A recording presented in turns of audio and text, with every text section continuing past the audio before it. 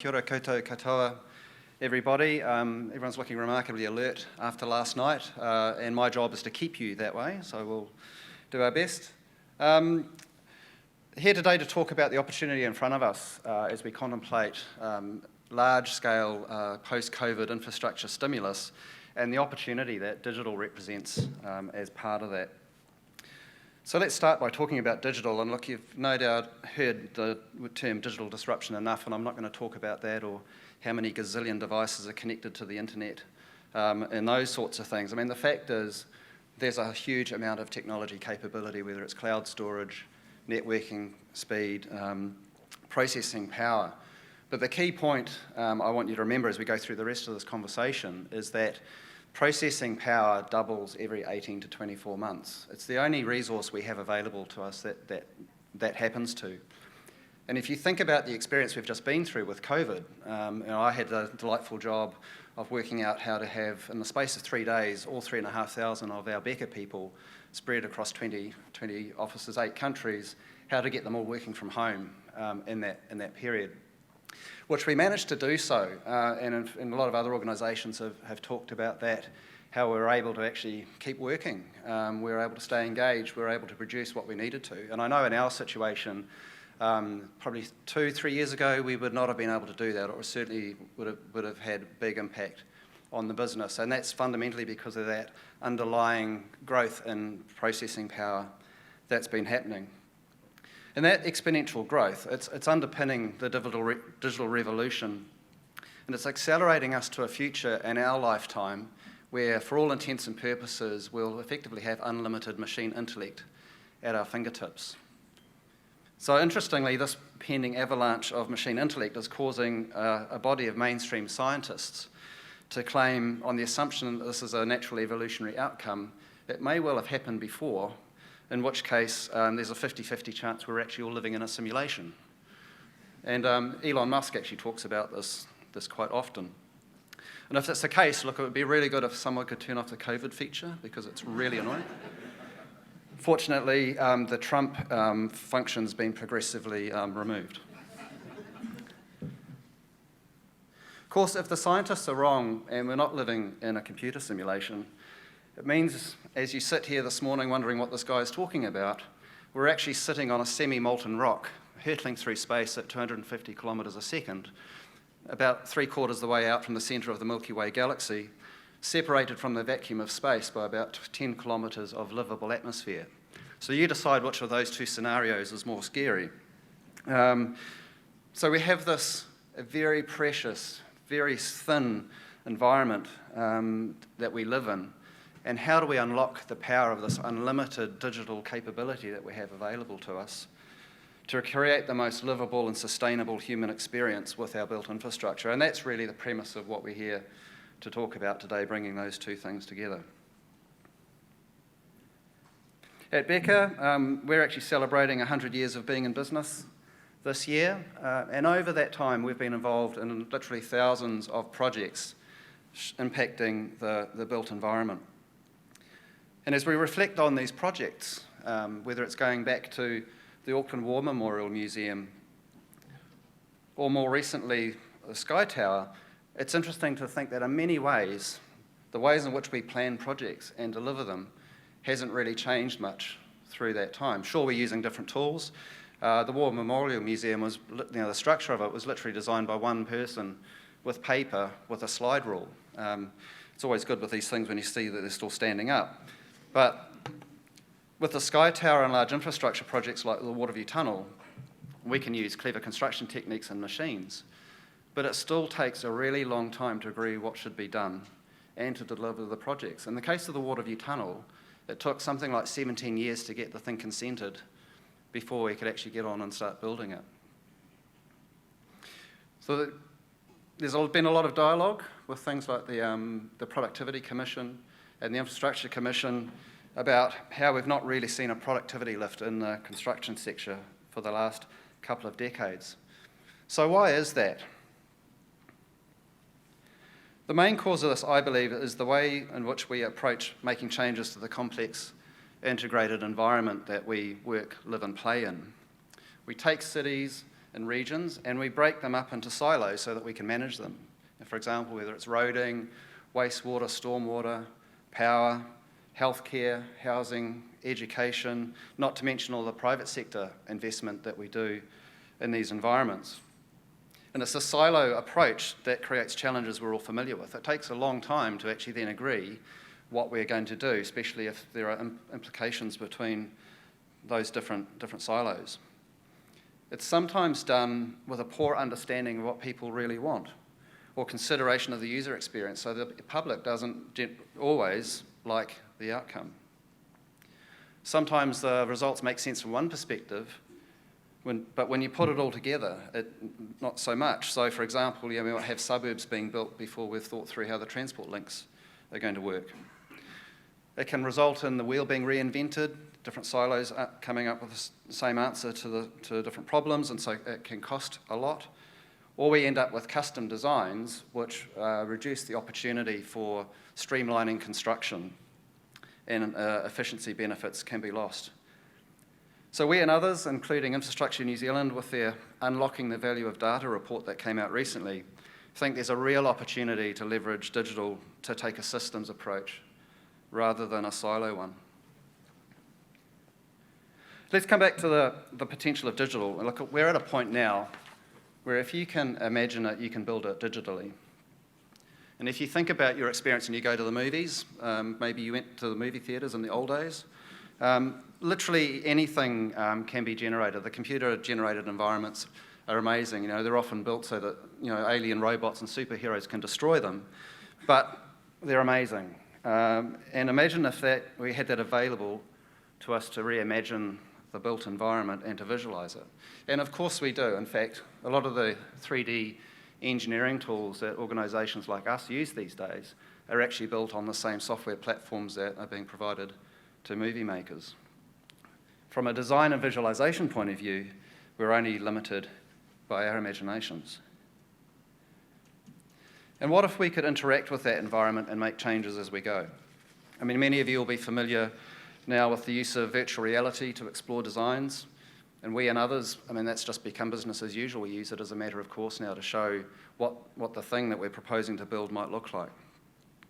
But we've also been raising generations of children to collaborate and play in these environments. My 15-year-old daughter and her friends, their idea of a good night in is actually building a world together in Minecraft. There's a fair bit of angst every now and then when monsters come along and eat it, but it's collaborative, it's social, creative and fun, and for them it's normal. So imagine if we applied that sort of approach with the people of Auckland or Christchurch or Wellington to collectively shape what the city could look like. What would that mean for our ability to make decisions about things like light rail and social housing and how much densification we want, where we might want to encourage industrial activity for job creation and so on. We can actually do this now if we put our minds to it. The technology's there. And the approach to do this is to create digital twins, virtual representations of the real world. A digital twin, it is, as I said, it's a representation of the real thing. It looks like the real thing, so you can interact with it and visualize it. It behaves like the real thing, so that you can try scenarios. You can do what ifs. What if we did this with it? How would it operate? And you can connect it to the real thing, so you can actually bring insight to actually really understand what's going on inside the asset. And there are a number of cities now who are doing this, and organisations are also doing the same thing. And for example, in Singapore, the Urban Development Authority there, for a number of years, has had a large-scale, actually probably the size of this room, model that you could walk around to see what the city was going to look like in 50 years' time. They're now turning that into a digital representation. They're spending about $73 million building a high-fidelity model of the city and making that available to a whole range of stakeholders. And here you can see an example of some of the things that people can come in and access information and start to think about things you might want to do in the city. Other examples are the city of Rotterdam. It's been applying similar technology to solve urban problems. For example, to get buy-in to a shared smart thermal grid, which makes whole neighbourhoods more energy efficient, which is now being implemented. In the city of Rennes in France, they're using digital twin for urban mediation with citizens and exploring impacts of things like sunshine, noise modelling, tree shadow impact on buildings. Helsinki, they're using a digital model as a testing tool, open to the public, and they're actually using it as a platform for offering virtual tourism, which is pretty topical at the moment. In Herrenberg, in Germany, they had 1,000 residents spend quite a lot of time in a digital twin, their idea of a night in, recording their emotional response to a range of scenarios in the city's public spaces and getting feedback from that so they can use it to actually look at how might we improve that, how might we get the best use of experience for our people. And these sorts of things are not just happening at a city level. We've got utilities and other organisations investing in digital technology. For example, Anglian Water in the UK is investing heavily in digital twins. And closer to home, organisations like Watercare and Waka Kotahi are doing some very exciting things in their digital initiatives, and you'll hear more from, I've got Rebecca Chenery from Watercare and Giles Southwell from Waka Kotahi later in the session. So if technology is not the limitation, and I assure you it's not, then what is the limitation? So I'll come back to the silo approach we take to city and regional development. All of our governance, procurement, delivery, operations and maintenance of infrastructure is managed in silos. Yet our nation, our cities, our regions are a system of systems, and digital and data provides an opportunity to join up those silos. One way digital can help, it can speed up how we get buy-in from the public, providing new ways to engage with them. For example, we're seeing a lot of benefit from the application of artificial intelligence for having a much wider, diverse range of conversations about what should be changed. And recently we used this with a Samoan community in Samoan language to get a whole new public voice around changes that were being proposed in South Auckland, and got input that just could not be achieved through traditional engagement approaches. And we're also using this in the Mackenzie Basin, which has got 4,500 ratepayers who get bombarded with 2 million visitors per annum, or at least did up until recently. And we're using visualization and conversational AI with mana whenua and other stakeholders, many of whom are actually in very isolated rural locations, to develop a vision for the future management of tourism and the related infrastructure development. So there's a lot of technology there to help actually decide what outcomes are required and get buy-in to those. Then digital actually offers the opportunity to really improve the collaboration between central government, local government and private sector on joined-up decision-making on actually how to make it happen. It can be used, like in this example, to interactively change scenarios and quantify the costs and benefits, and so effectively bringing gaming to the executive table. We've used this approach to look at changes to land use in a city, where we look at different mixes of social infrastructure and private sector investment and the impact that would have on supporting infrastructure, whether it's power or water or roads or wastewater. And then this can be used to optimise the land use and also the infrastructure cost, with the decision makers around the table having those conversations, and also look at, well, who benefits and so therefore who should pay, and how are we going to fund that. To date, this has been done with parts of cities. I think there's a real opportunity here to take this up to a national level and look across a national program of infrastructure projects and apply different lenses. For example, looking at optimising embedded carbon, or future tourism impact, or things like energy use across our national distribution network. Once you've decided what to change, you can then look at how to optimise the delivery of it. There's an opportunity, I think, to get a significant construction sector productivity boost through construction automation and repeatability. This example is actually about 3 years old. It was used as part of a massive mixed-use development in New York, at Hudson Yard. It was being built over an operating rail yard, which they had to keep going. And here, digital twin technology is being used to test construction methodologies to minimise impact on the rail yard. And it's not hard to think that this same approach could be used across projects in a city like Auckland to minimise impact on the public, to identify opportunities to use the same construction approach across multiple projects, and to optimise the national supply chain.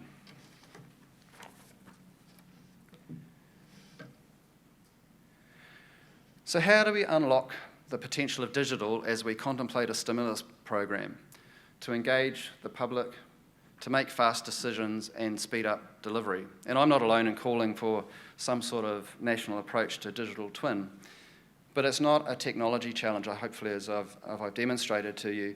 There's a lot happening, especially in each silo and across a number of the projects being contemplated. And as I said at the outset, we're only going to have more of this technology capability available to us. It's really a leadership challenge.